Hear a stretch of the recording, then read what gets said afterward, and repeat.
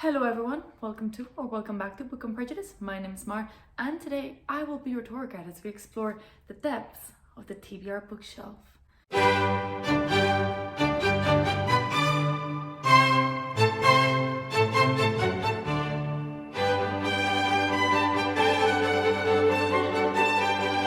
Now, before we begin, I would like to share with you some historical context of the TBR bookshelf. This is a phenomenon that can be seen worldwide in the homes of thousands of avid readers who do not understand that you do not need to buy every single book you find on TikTok, and you can just wait until you've read the books you have at home. Sometimes it can also be seen instead of a shelf as a cart found at IKEA. However, we do not have that particular specimen in this household as my partner does not love me enough. Let's explore this particular TBR shelf, which is composed of 4 particular layers. The first one, not pictured here, belongs to the people that actually have some of control and just buy books when they're actually interested in them and know they will run away. That is what I like to call Greg's TBR shelf. However, this is normally not the case, and it is much more likely to see what we can see here, which is a TBR shelf composed of 3 layers with gaps in the middle to ensure that there is potential space for more impulse buys if necessary. Let us explore the second layer. Now, as we can see here, the second layer is composed of a mixture between hardbacks, paperbacks, and a random Kindle. It also sometimes contains decorations such as this candle that was moved specifically for this program. Let us investigate what we can find in this second layer, shall we? A Christmas book gifted to me by my mother because she bought 2. This is a trend that you can see in the second layer specifically, given that this is also a book my mother purchased and then gifted me because she got twice. These 2 books are found in Spanish and are Roma Soy Yo and El Infinito en un Junco, both beautiful copies of books that I did not at any point want, however will be reading because my mom has really good taste. The next few books that I have chosen out of the TBR shelf are Vicente Blasco Ibáñez's Sangre y Arena, a gift that was gifted to me by my partner, very lovely, almost a year ago. And I still have not read because I am terrified of reading a classic in Spanish, as I haven't done it since high school. We can also find some impulse buys, such as The Guest Cat by Takashi Hirandie, which I bought simply because I liked the fact that it had a cat on the cover. Josephine, which I bought because I thought that this would be very interesting for me as someone that enjoys history. In that same trend, we can also find The Light Ages by Seb Fag, because I did not enjoy learning about the Middle Ages enough at school and thought out this book would spark my interest. We can also find The Myths and Legends of Ancient Egypt by Joyce Tildesley. Now, you may be wondering, but Mar, why would you need this? The second layer needs this kind of literature as it makes the rest of the layers look less childish for people who like to judge people who enjoy fantasy. A very prominent part of the second level is also books about Scotland, because when you move to a city, it is normal for a reader to want to learn as much as possible. However, it's also even more common for them to actually not care that much and just want to read books of the genres that they actually enjoy. However, this is a very good way of pretending to care, and I highly recommend all readers that move countries to actually use this method, as it makes you look both very smart and very dumb for not knowing how to budget your money.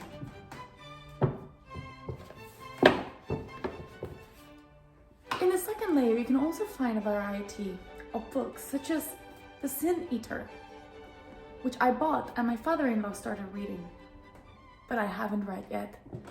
I got this book when I first moved to Edinburgh over a year ago.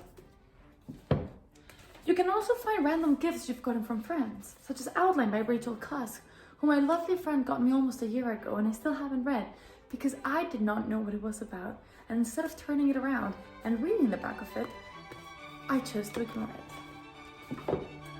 Lastly, in the second layer, you can find beginnings of series such as The Poppy War, which I've been really wanting to read for many years, and my friend very kindly got for me, and I still haven't read it because I don't want to start a series if I don't have the rest of the books in the house. This is a trend that many readers can face. I would recommend getting help. This concludes the second layer. Let's now investigate on the third layer, shall we? And as we can see, another prominent theme that goes from the second to the third layer is the use of decorations, which distract the readers from actually looking at the books by remembering the fact that they tried to paint Frida Kahlo on a trip to Mexico and failed epically. Within this layer, we can find many different types of books, such as, for example, A Little Life. The current owner of this bookshelf TBR bought this book because they saw it on TikTok, however, then realized how sad it was gonna be and decided that they would read it when they were doing better mentally. Not keeping in mind that when you're happy, you don't tend to want to be sad, and when you're sad, you don't want to tend to be sadder. So it's just scattering dust in the third layer. As was also seen in the second layer, on the third layer you can also find the beginnings of series that have not been started, again for the same fear of not having the whole series. These include Children of Blood and Bone, which came highly recommended as a gift from a friend and has been gathering dust since Christmas, and the 5th season, which the owner bought because she was going on a trip and wanted a fantasy read that wasn't one of the other fantasy reads she had in these layers. It still has not been read, even though that trip has already passed, and I fear that it will never be read unless pushed by madness or someone. Within this layer, we can also see a prominence of classic books, which is an interesting twist on the previous shelf. Now, we can find the such of Nancy Mitford's The Blessing and Don't Tell Alfred, which were solely bought because they were beautiful. However, the reader then became obsessed with Nancy Mitford. There is a high chance this will get read by the end of the year. However, I would not hold my breath, as sometimes life does just take you elsewhere. Equally so, we have Murakami's Kafka on the Shore, gifted by the same kind friend that gifted me Children of Blood and Bone. This book has been in the reader's TBR for years. However, once she actually bought it, she decided she didn't want to read it yet. You'd think in a culture of immediacy, when you immediately get something you want, you'd immediately want to use it, but that would be incorrect. Lastly, within the classics, we have ambitious classics such as La Peste by Albert Camus, which the reader bought in French thinking she was capable of reading and consequently read 20 pages. This book was bought because the pandemic had started, and what better year to read about the plague than the year in which we experienced the plague? Good question. The reader will let you know once the reader decides when is the best time to read it. And lastly, we have Meditations by Marcus Aurelius. This was also an impulse buy that was bought within the same day as Josephine. And the main reason why this was bought was because the reader saw a video from a booktuber she really liked, and she bought it. That's it. That's the only reason. Lastly, within the third layer, we have several random books, such as Girl A, a book the reader won on book club one day, and she really enjoyed. She did not want to buy the book, she did not want to get the book, but she got the book for free, and the book is here now. Spinning Silver by Naomi Novik. The reader thought she was gonna love Naomi Novik because she liked it at Deadly Education. However, she quickly realized she doesn't love Naomi Novik. She doesn't enjoy the writing style of Naomi Novik, and therefore she doesn't really want to read anymore Naomi Novik. However, because she impulse bought 4 books by her, she's now stuck with them. Because sometimes tourist books are not enough, you decide to expand to the rest of your country. Now, whether in the second layer the books were solely for Scotland, in here we have branched out to Great Britain. As we can see, this is a very active layer. It really jumps from genre A to genre B, and you just really don't know where it's gonna take you. Apparently, all of the UK. And last but not least, within the second layer, we have The Bastard of Istanbul by Elif Shafak.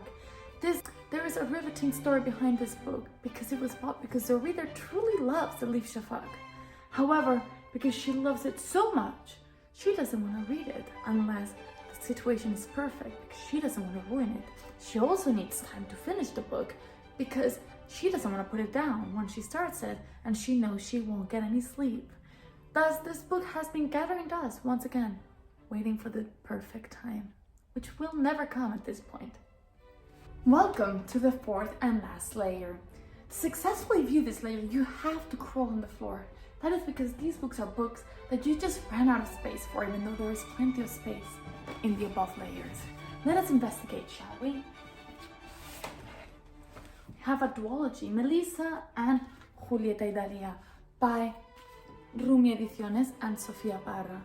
Wonderful books. The reader asked her cousin to specifically get this for her because she loved the first one. That was 6 months ago. The reader is confused because she really does want to read them. However, she does not want to be sad. And as we've seen in layer 2 with A Little Life, she just does not need that stress in her life. If we go back in the past a few weeks ago, when the reader bought the Josephine book, the Meditations book, and a few other random books, the last book she bought when she claimed she would buy no books was Long Live the Queens, which narrates the story of many queens from history that just have been forgotten. This was a feminist attempt from the reader, who then forgot she just did not feel like reading history, even though on that random day she went shopping. She wanted to impress everyone by buying only history books. The reader would like to remind everyone that she likes fantasy the most. However, history is a good topic, and she's confident that she will read this before she turns 28. The reader is now 24. As longtime members of this channel, you might remember that the reader is very passionate about The Secret History by Donna Tartt. So therefore the reader bought The Goldfinch, also by Donna Tartt.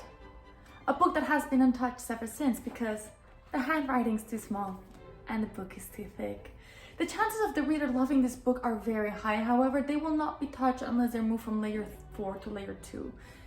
We just must have to wait until all of the layer 2 and layer 3 books have been read, and then there is a chance that we might get a review from this book. A few weeks ago, the reader had a birthday, and her parents-in-law very kindly gifted her 3 books. 3 books that she had really been wanting, and that is The Folk of Air by Holly Black. The whole series on a box set, a beautiful box set that, again, the reader had been asking for years at this point. This is another option for TikTok buys, in which you just randomly get things and then you're like, oh, don't know if I actually want to read that. I highly recommend avoiding those, but if you can't, I recommend you put them on the layer 4 so you can pretend to not see your mistakes. As was stated in level 3 above, the reader is trying to read more French and has been trying to do so for many years. To allow her to do this, she decided to buy 3 books. 2 by Amélie Nothomb and 1 which is Marie Antoinette's biography. These 3 books have been with her for over 4 years, as she bought this one when she was 19 and these 2 when she was 22. The reader is confident that at some point her French level will go back to what it is. However, since it is not, she does not even want to attempt it. The lack of attempting things is something you can really see throughout this particular TBR. And last but not least, the borrowed copy, a staple of every single TBR, in which the reader borrows a copy from someone. This book was borrowed by the reader from the grandparents of a friend and still hasn't been read, even though it's been here for over a month. And the grandparents have asked for it back a few times.